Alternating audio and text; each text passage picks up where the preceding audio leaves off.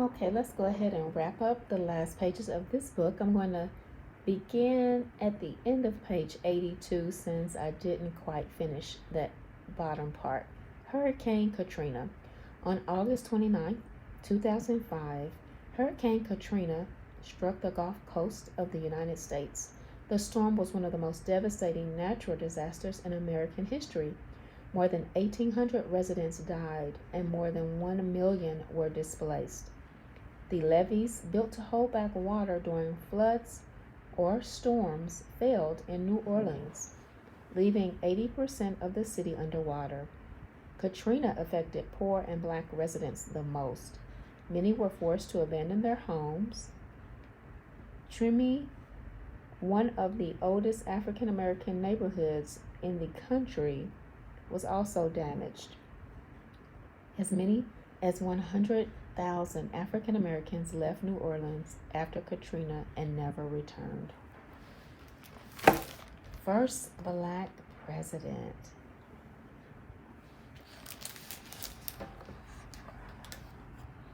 In 2008, just 4 years after becoming the third Black senator since Reconstruction, Barack Obama became the first Black president in U.S. history. Let me get this camera still, sorry. Is that better?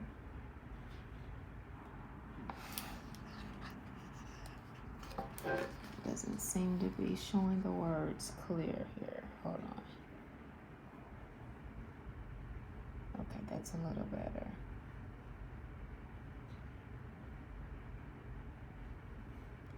He entered the campaign. It's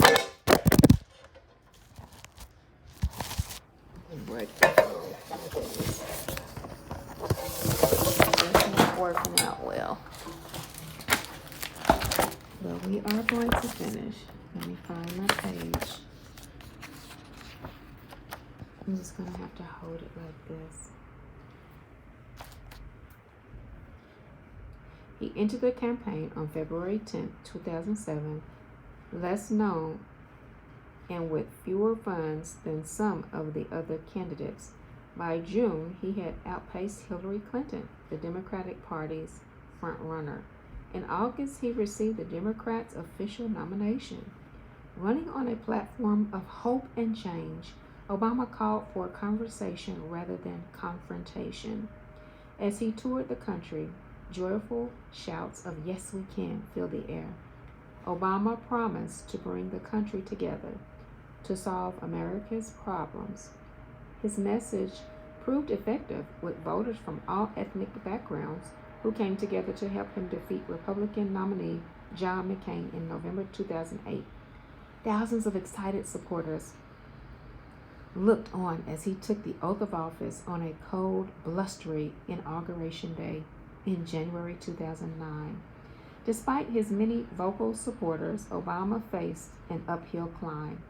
During his first term as president, he fought hard to get his job stimulus bill passed.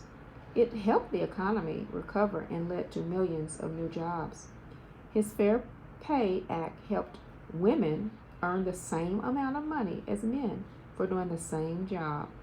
Obama convinced Congress to approve his Affordable Care Act, which helped more than 20 million Americans get health coverage.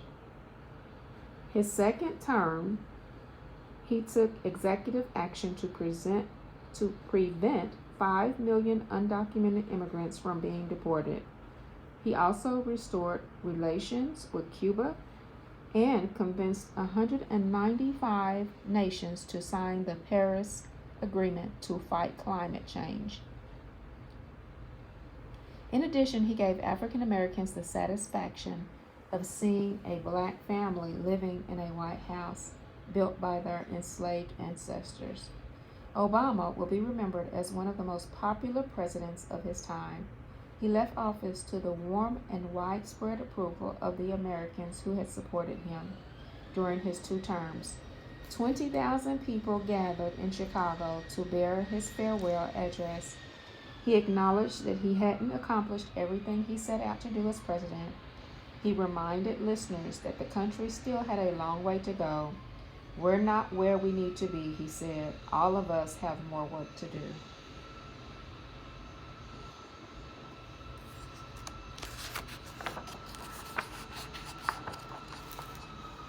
Page 84. Oscar Grant shooting. When a fight broke out on a crowded San Francisco Bay Area subway train on New Year's Day 2009, Oscar Grant was among those arrested. Police removed Grant and 5 of his friends from the train. A transit officer named Johannes Mercel shot Grant at close range while he was pinned face down on the ground. The shooting took place in front of a train full of witnesses, some of whom were filming the scene with their cell phones. Grant, 22, died in a hospital the next morning. Mercel said he accidentally used his gun when he meant to use his taser. He was convicted of involuntary manslaughter and served less than a year in jail.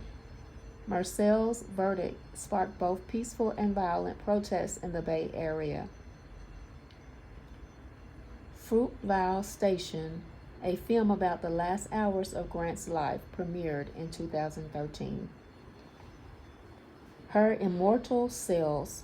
In 2010, a book called The Immortal Life of Henrietta Lacks by Rebecca Skloot brought new attention to an African American who made an enormous contribution to science.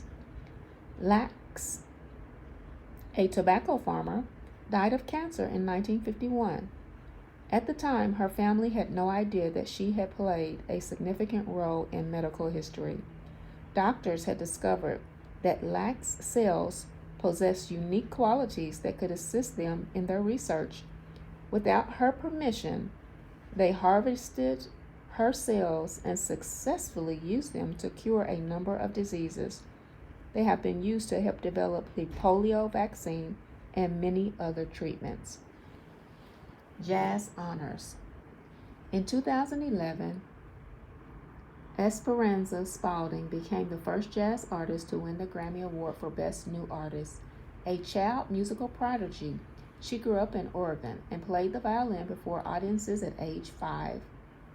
Spalding left high school at 16, choosing to get a GED instead of a traditional diploma. She won musical scholarships for college, attending Portland State University before studying at the renowned Berklee College of Music. Spalding mastered several instruments, but is best known as a bassist. She began touring with professional musicians while still in college. When she graduated, she was hired as one of the youngest instructors in Berklee's history.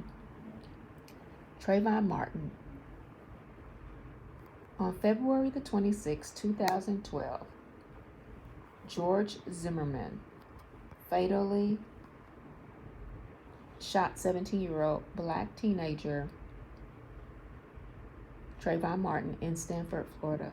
Martin had been walking home from a convenience store. Zimmerman claimed he had shot the boy because he feared for his life, but Martin was unarmed. At first, police in Stanford declined to charge Zimmerman because they believed his account of what happened. Rallies were held across the country calling for Zimmerman's arrest. On April 11th, Zimmerman was taken into custody and charged with second-degree murder during the trial. Stereotypes involving black men were used to portray Martin as a violent criminal.